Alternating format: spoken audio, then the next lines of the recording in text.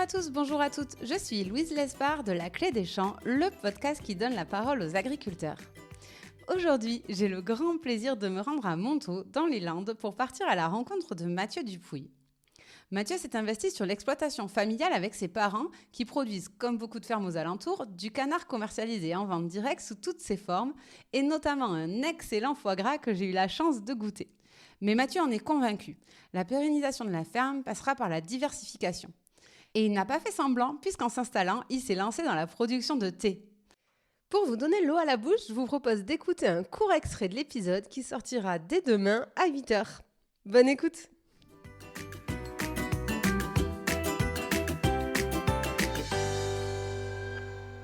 Donc je pense que la diversification, c'est à la fois un avantage économique, c'est un avantage personnel aussi parce qu'on peut s'intéresser à d'autres choses derrière. Voilà, là aujourd'hui c'est quand même un gros risque que j'ai pris parce qu'il y a très peu de références dessus. C'est une plante quand même particulière qui s'adapte très bien mais qui a besoin qu'on l'aide. Oui, c'est de la diversification. Je pense que c'était quelque chose qui s'imposait à mon installation. Ouais. Mais tes parents et tes voisins, ils t'ont dit quoi quand t'as expliqué que t'allais faire du thé en Chalosse ? Alors les voisins, je ne sais pas ce qu'ils disent quand ils ferment la porte. Mais devant, ils disent que c'est super. Voilà. Et mes parents, non, mais après mes parents, ils m'ont toujours soutenu. Ils m'ont soutenu à fond. Parce que dès le moment où j'aurais dit que je voulais essayer de planter juste quelques pieds comme ça, ils m'ont dit il faut en planter assez pour voir ce que ça donne. Ils ont toujours été un peu novateurs pendant toute leur carrière. Ils ont toujours essayé de lancer des choses, les stages de cuisine, le musée à la ferme, les visites découvertes. Enfin, voilà, ils ont toujours fait plein de choses. Et je pense que c'est une valeur qu'ils m'ont transmise et qui est très importante. Toujours d'innover, être en avance, avoir un pied d'avance sur le reste. Et donc je pense qu'ils sont très contents, ils me soutiennent à fond, ils viennent pas mal m'aider aussi, donc c'est une bonne chose. Et alors, pourquoi tu juges que les Landes, on a un climat qui est adapté à la production de thé ? De quoi il a besoin le thé ? Le thé, il a besoin, alors c'est une plante de sous-bois, mais qui a quand même besoin de soleil. Il a besoin de pas mal d'hygrométrie. On l'a vu cet hiver, je pense qu'on l'a. Il n'a pas besoin de trop de vent, c'est un avantage qu'on a ici en Chalosse, c'est que c'est quand même arboré, donc on peut être protégé. Aujourd'hui, j'ai fait le choix de faire un investissement différent et de faire une production différente en le couvrant, en me protégeant plus du soleil. Pour le décrire aux auditeurs, c'est des voilages au final que tu as posés au-dessus du champ pour protéger des UV. Oui, tout à fait. En fait, c'est des voiles d'ombrage donc qui réduisent la luminosité de 50%. Mais les voiles blancs, c'est surtout fait aussi pour refléter les UV qui ne vont pas venir brûler les feuilles. Le soleil dans les Landes, c'est un gros avantage. C'est très bien pour aller faire du surf, mais ça peut être un inconvénient, par exemple, pour le théier, qui peut venir brûler les feuilles. Donc c'est pour ça que j'ai fait ce choix. Et de rajouter un filet brise-vent pour mener au mieux la culture, pour mieux la contrôler et pour éviter justement que le vent vienne me casser les pieds, surtout quand ils sont petits comme ça et qu'ils sont plus fragiles. Et alors une fois que tu as fait tes petits tests, que tu t'es dit que tu étais dans un terroir qui pouvait être propice à la production de thé, comment tu t'y es pris pour monter l'affaire au démarrage, parce qu'il faut commencer par quelque chose, peut-être la formation, qu'est-ce que tu as fait ? Alors au démarrage, j'ai fait simple, j'ai pas trop réfléchi quand même. J'ai trouvé donc Denis Mazerolles, qui est le pionnier du thé en France, qui a ramené beaucoup de variétés. Donc je l'ai contacté, je suis allé visiter chez lui, il m'a ouvert ses portes. En Bretagne ? En Bretagne, tout à fait. Et du coup, il m'a ouvert ses portes, il m'a montré ses champs de thé, ses zones expérimentales. De là, on a goûté son thé, qui est complètement différent des thés qu'on peut acheter dans le commerce. Et donc ça m'a donné envie, on a acheté 500 plants, ça c'était en novembre 2022. Malheureusement l'hiver 2022 ça a été très pluvieux, donc je les ai plantés qu'en mars 2023, ce qui n'était pas une bonne option parce qu'ils sont restés pendant 6 mois à l'ombre, même en les arrosant, en petits pots ils ont quand même perdu de la vigueur. Je les ai plantés donc, au printemps, ils n'ont pas eu le temps de trop s'enraciner. Pas mal de maladies fongiques, une sécheresse, donc j'avais perdu 60 ou 70%. Départ un peu. Bon faux départ, j'avais un tour de retard. Mais du coup, on a rebondi quand même. On s'est dit que la saison était difficile, on a réfléchi comment on pouvait l'améliorer. C'est pour ça que on a mis ce vol d'ombrage, on a mis ce filet brise-vent.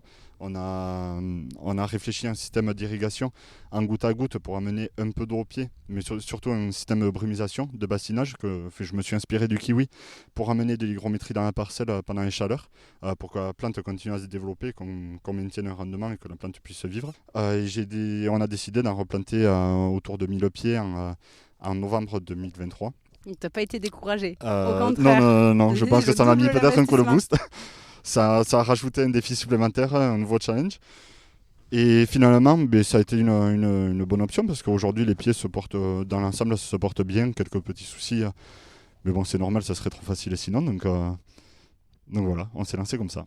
Après, j'imagine qu'il a fallu que les banques te suivent, peut-être, avant que tu les fasses en autofinancement avec l'exploitation. Tu vas nous dire, mais si tu veux bien nous partager les chiffres, sinon c'est pas grave. Mais est-ce que ça demande un investissement important? Ton risque, est-ce qu'il est mesuré? Tu peux nous raconter cette partie-là financière? Comment tu t'y es pris?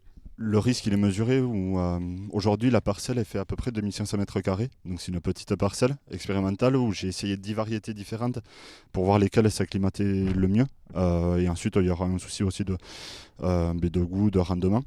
Elle n'est pas totalement finie d'être plantée. Je vais la planter, je pense, terminer la planter fin d'année. Pour le faire, oui, il a fallu aller voir la banque, expliquer au banquier que je voulais planter du thé dans les Landes, lui dire que ça poussait, sans aucun chiffre, sans rien. Tombé sur un jeune banquier et qui a été super, qui m'a complètement suivi dans le dossier, qui m'a très bien défendu.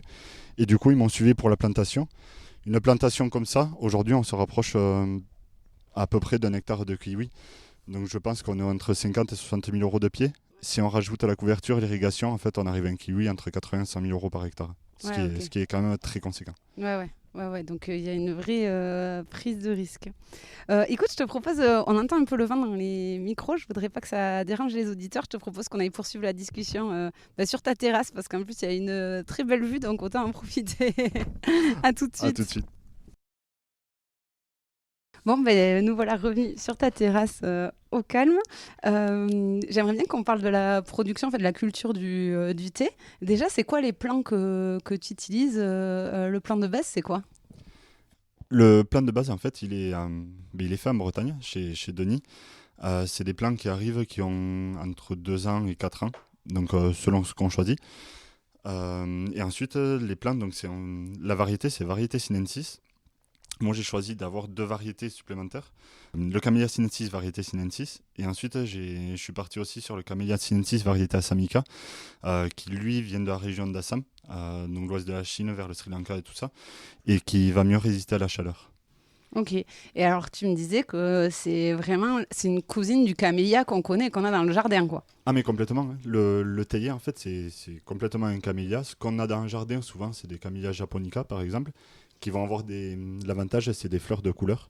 Moi, le Camellia sinensis, ils ont tous la fleur jaune avec le cœur, la fleur blanche avec le cœur jaune, mais c'est un camélia quand même. Et c'est quoi pour toi les avantages de cette culture? Normalement, c'est une culture facile parce qu'elle demande très peu d'eau, elle demande très peu d'engrais aussi. L'engrais, il va s'amener de manière organique, donc du compost ou ce genre de choses. Et en fait, c'est une plante qui s'adapte bien aussi au climat, qui normalement n'est pas trop fragile, qui n'est pas sensible à des maladies qu'on peut trouver ici dans la région. Donc en fait, c'est une plante avec plein d'avantages. Mais par exemple, au niveau écologique, comme elle demande très peu d'eau, elle demande peut-être un peu d'eau au moment de la plantation, le temps qu'elle s'enracine. Si on la plante l'hiver, normalement, on n'a pas besoin d'arroser derrière. Ici, on a une région l'été qui est de plus en plus sèche, avec de plus en plus de chaleur. C'est pour ça qu'on a décidé de mettre un peu d'irrigation, un peu d'hygrométrie à la plante pour qu'elle continue à pousser, qu'elle souffre le moins possible. Mais ça sera peut-être que temporaire pour aider la plante à s'enraciner au début. Et les principaux points de vigilance? C'est une bonne question. Je les découvre au fur et à mesure. Il y a peut-être la partie ravageurs. Donc c'est des ravageurs du coin qui sont le puceron, la cochenille, ce genre de choses, mais qui sont très très faciles à traiter. Des produits qu'on a dans les placards avec du savon noir et du purin d'ortie, des choses comme ça. Donc pas de produits phyto. Donc, si on doit donner une définition, c'est une plante complètement écologique. Les plants qu'on a vus dans ton champ, donc ils ont passé 2 ans sous serre déjà à grandir un petit peu. Là, ça fait quoi? Ça faisait 8 mois qu'ils étaient plantés, ceux-là? C'était la 2e parcelle. C'est la première. En fait, c'est la C'était la première première. parcelle. Donc ça fait même 1 an et demi du coup qu'ils sont plantés là. Tout premiers, ils ont 1 an et demi. Ouais. Ils sont plantés là depuis 1 an et demi. Les deuxièmes, oui, ça fait à peu près 6 mois. Je les ai plantés en hiver. Donc là, aujourd'hui, on voit peut-être pas forcément trop de développement au niveau foliaire cette année. Déjà parce que j'ai fait une petite taille pour qu'ils s'épaississent, pour qu'ils aillent faire des branches plutôt que monter en hauteur. Et ensuite, ils vont travailler aussi sur toute la partie racinaire. Ils vont chercher à s'enraciner. La plante, comme n'importe quelle plante, son premier but, c'est de survivre. Son deuxième but, c'est de se reproduire. Donc elle va chercher vraiment à s'implanter pour se développer après derrière et pouvoir se reproduire. Ouais. Mais mine de rien, donc c'est des plants, il y en a certains qui ont quasiment 4 ans, mais c'est encore tout petit quoi. Ça fait quoi? Ça fait 20 cm de... 30 cm de haut? Ouais, 30-40 cm pour les premiers. Après, c'est des plants...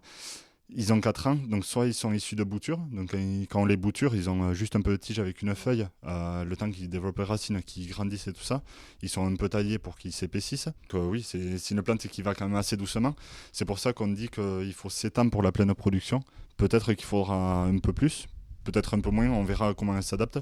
Je pense qu'elles vont commencer surtout à pousser l'année prochaine. Cette année, entre les stress de la sortie de serre, la sortie de la chaleur, elles étaient dans un cocon chaud et tout ce qu'il faut, avec un peu d'eau, avec du terreau. Là, on les met dans une terre un peu plus lourde, où il y a un peu d'argile. Donc c'est on va dire limono-sableux. C'est une terre un peu lourde mais profonde.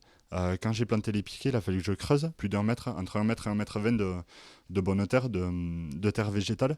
Donc c'est un sol assez profond, donc du coup elles sont quand même bien, mais elles sortent d'un petit cocon, un petit cocon chaud. Il faut qu'elles s'adaptent, il faut qu'elles résistent au stress.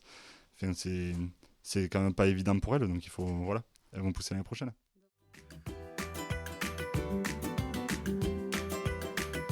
Et voilà, c'en est fini pour aujourd'hui. Vous souhaitez aller plus loin dans la découverte de l'agriculture ? Si vous êtes dans une entreprise qui travaille au contact du monde agricole, sachez que la Clé des Champs propose des formations à cet effet. Plus d'informations et inscriptions sur www.laclédeschamps-podcast.fr. Et avant de partir, dernière chose, si le podcast vous plaît, n'hésitez pas à lui mettre une note 5 étoiles ou à en parler autour de vous. Ça m'aide énormément à faire connaître le podcast. Merci beaucoup et je vous dis à très très vite.